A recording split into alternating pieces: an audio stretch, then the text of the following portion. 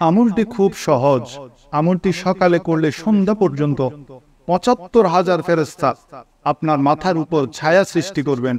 তারা সারাদিন আপনার জন্য কল্যাণের দোয়া করবেন। আমলটি যদিও হালকা, কিন্তু ফজিলতের দিক থেকে খুবই ভারী। এমন ফজিলতময় আমলের জন্য পৃথিবীর সকলে পাগল। আমলটি সম্পর্কে পরিষ্কারভাবে জানতে হলে আজকের আলোচনাটি শেষ পর্যন্ত অবশ্যই শুনবেন। প্রথমে কয়েকটি হাদিস এবং সাহাবায়ে কেরামের ঘটনা জেনে রাখুন, তারপর আমলটি জানাবো। হযরত ইবনে ওমর রাদিয়াল্লাহু তাআলা আনহু কর্তৃক বর্ণিত, রাসূলুল্লাহ সাল্লাল্লাহু আলাইহি ওয়াসাল্লাম বলেছেন, সর্বশ্রেষ্ঠ আমল হলো মুমিনের মনে তোমার আনন্দ ভরে দেওয়া, অথবা তার ঋণ পরিশোধ করে দেওয়া, অথবা তাকে রুটি খাওয়ানো। এটি বাইহাকি শরীফের ৭৬৭৮ নং হাদিস। নবী সাহাবীগণের চরিত্র ছিল অপরের কল্যাণ কামনা, কিন্তু আমাদের চরিত্র হলো নেতা অপর নেতার ও কল্যাণ কামনা করে, ভাই অপর ভাইয়ের ও কল্যাণ কামনা করে, চেয়ারওয়ালা অপর চেয়ারওয়ালা ও কল্যাণ কামনা করে, ব্যবসায়ী অপর ব্যবসায়ীর ও কল্যাণ কামনা করে, চাকরির সহপাঠী অপর সহপাঠীর ও কল্যাণ কামনা করে। সেজন্য আমাদের দোয়া কবুল হয় না। এক সাহাবী ৩০০ টাকা দিয়ে একটি ঘোড়া কিনে আনলো। বউ বলে, কত দিয়ে নিয়েছ? সাহাবী বলে, ৩০০। বউ বলে, কি বলো, এটা তো ৬০০ টাকার ঘোড়া। তখন সাহাবী ঘরে ঢুকে সিন্দুক থেকে আরো ৩০০ টাকা নিয়ে সে বিক্রেতা সাহাবীর কাছে গিয়ে বলে, ওগো আমার ভাই, তুমি তো বলে তোমার ৬০০ টাকা দামের ঘোড়াটি আমার কাছে ৩০০ টাকা দিয়ে বিক্রি করে দিয়েছ। আমার বউ সাক্ষী দিয়েছে তোমার ঘোড়াটি ৬০০ টাকা মূল্যের। আমি তাই আরো ৩০০ টাকা নিয়ে তোমার কাছে আসছি। এটার নাম হলো খায়ের খাহি, কল্যাণ কামনা করা। বাগদাদ এক সময় ছিল ইলম এবং আমলের শহর। তাবিঈদের যুগে যখন সারা বিশ্বে মুসলমানদের জয় জয়কার চলছিল, তখন এক ইহুদি মুসলমানদের সম্পর্কে জানার জন্য বাগদাদের শহরে আসলো। সে সন্ধ্যাবেলায় এক মুসাফির খানায় উঠল, আর মুসাফির খানায় থাকার জন্য প্রয়োজনীয় কিছু জিনিস কিনতে বাজারে গেল। এক দোকানে গেল। দোকানদার বলল, ভাই, আমার কাছে জিনিসগুলি আছে, তবে তা আমি তোমার কাছে বেচবো না। তুমি আমার সামনে যে দোকানটি আছে তাতে যাও, সে দোকান থেকে কিনে নিয়ে যাও। ইহুদি সামনের দোকান থেকে সবকিছু কিনে আগের দোকানে আবার আসলো আর বলল, ভাই, এসব জিনিস আপনার দোকানে ছিল, কিন্তু আপনি আমার কাছে বিক্রি করলেন না কেন? দোকানি বলল, ভাই, আমি সারাদিন অনেক বিক্রি করেছি আলহামদুলিল্লাহ, কিন্তু দেখলাম আজ সারাদিন আমার সামনের ওই দোকানদার আমার মুসলমান ভাই কোন কাস্টমার পাইনি। তাই সন্ধ্যাবেলায় আমি আমার ভাইয়ের কল্যাণের জন্য উপকার করার নিয়তে আপনাকে তার দোকানে পাঠালাম।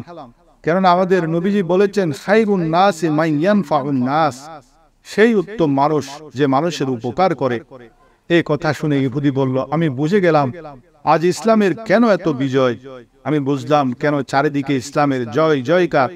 তুমি যদি পারো তোমাদের ধর্মের কলমাটি আমাকে পড়াও, আমি এখনই ইসলাম কবুল করব। বুখারী শরীফের ১২৭৭ নং হাদিস।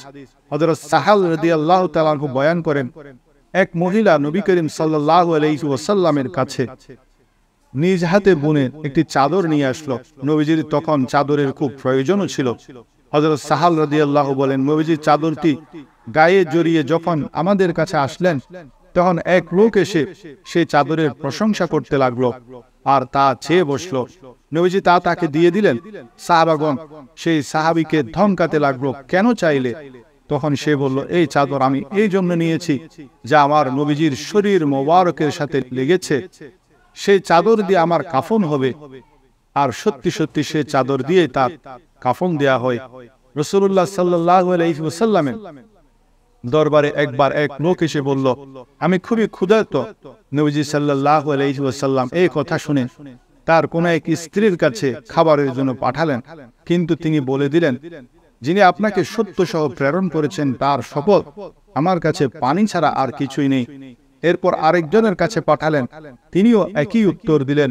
এভাবে একে একে নবীজি সাল্লাল্লাহু আলাইহি ওয়াসাল্লামের সব স্ত্রী একই কথা বললেন, যিনি আপনাকে সত্য সহ প্রেরণ করেছেন তার শপথ, আমার কাছে পানি ছাড়া আর কিছুই নেই। এরপর সাহাবায়ে কেরামের মজলিসে নবীজি সাল্লাল্লাহু আলাইহি ওয়াসাল্লাম আগন্তুককে দেখিয়ে ঘোষণা করলেন, আজকের এই রাতে কে তার মেহমানদারি করতে পারবে?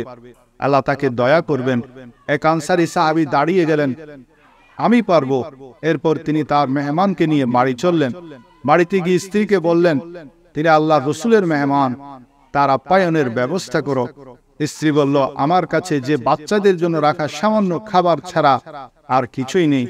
সাহাবী বললেন, ঠিক আছে, তুমি ততটুকু খাবারই প্রস্তুত করো, বাতি জ্বালিয়ে দাও, আর বাচ্চারা যখন রাতের খাবার চাইবে তখন তাদের ঘুম পাড়িয়ে দাও। মেহমান ঘরে এলে বাতি নিভিয়ে দেবে, আর তার সামনে আমরা খাওয়ার ভান করব। তিনি যখনই খেতে যাবেন তখনই তুমি বাতিটি ঠিক করার মতো কিছু একটা করতে গিয়ে তা নিভিয়ে দেবে। এরপরে পরিকল্পনা মোতাবেক সবকিছু করা হলো। খাবার প্রস্তুত করা হলো, বাতি জ্বালানো হলো, বাচ্চাদের ঘুম পড়ানো হলো। মেহমান যখন খেতে যাবেন তখন এমন সময় গৃহিণী গিয়ে কৌশলে বাতিটি নিভিয়ে দিলেন। আগন্তুক মেহমান দেখলেন তার মেজবানও খাচ্ছে, তাই নিঃসংকোচে তিনি খেয়ে নিলেন।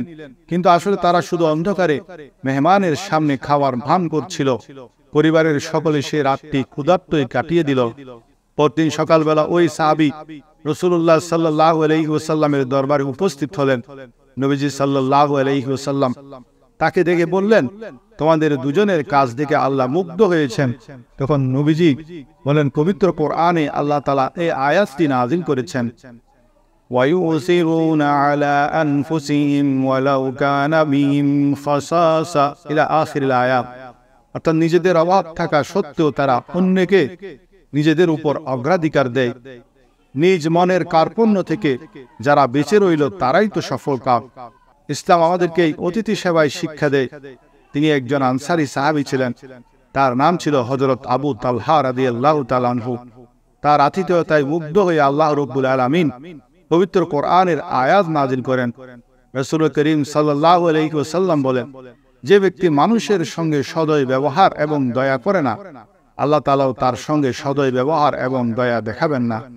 অন্য হাদিসে আছে, আমার উম্মতের বহু লোক নামাজ ও রোজার আধিক্যের কারণে জান্নাতে যাবে না, বরং আল্লাহ তাআলা তাদের অন্তরের পরিশুদ্ধতা, আন্তরিকতা, দানশীলতা ও সব মুসলমানের প্রতি দয়াদ্র হওয়ার কারণে তাদের প্রতি করুণা করবেন, ফলে তারা জান্নাতে যাবে। হাদিসে আছে, যে ব্যক্তি কোনো মুসলমানের দুঃখ কষ্ট দূর করবে, আল্লাহ তাআলা কিয়ামতের দিন তার বিপদগুলোর কোনো একটি বিপদ দূর করে দিবেন। আর যে ব্যক্তি কোনো মুসলমানের দোষটি গোপন রাখবে, আল্লাহ তাআলা কিয়ামতের দিন তার দোষটি গোপন রাখবেন। এই জন্য এই মহৎ গুণটি প্রত্যেক মুসলমানের জন্য থাকা চাই। নবীজি বলেন, যে মুসলমান অপর কোন মুসলমানকে বস্ত্রহীন অবস্থায় বস্ত্র দান করবে, আল্লাহ তাকে জান্নাতে সবুজ বর্ণের পোশাক পরাবেন। খাদ্য দান করলে তাকে জান্নাতের ফল খাওয়াবেন। পানি পান করালে জান্নাতের শরবত পান করাবেন। হযরত আবু হুরায়রা রাদিয়াল্লাহু তাআলা আনহু এবং হযরত ইবনে ওমর রাদিয়াল্লাহু থেকে বর্ণিত, তারা বলেন, রাসূল সাল্লাল্লাহু আলাইহি ওয়াসাল্লাম বলেছেন, কোন মুসলমান যখন অন্য মুসলমানের উপকারের জন্য অগ্রসর হয় এবং উপকারটি সম্পন্ন করে, তখন আল্লাহ তার মাথার উপর ৭৫,০০০ ফেরেশতা ছায়া সৃষ্টি করে দেন। এই ফেরেশতারা তার জন্য আল্লাহ পাকের কাছে দোয়া করতে থাকে। উপকারটা সকালে করা হলে বিকাল পর্যন্ত দোয়া চলে, আর বিকালে করা হলে ফেরেশতারা সকাল পর্যন্ত দোয়া করতে থাকে। আর সেই ব্যক্তির প্রত্যেক কদমে কদমে একটি করে গুনাহ মাফ হয় এবং একই সাথে একটি করে মর্যাদা বৃদ্ধি পায়।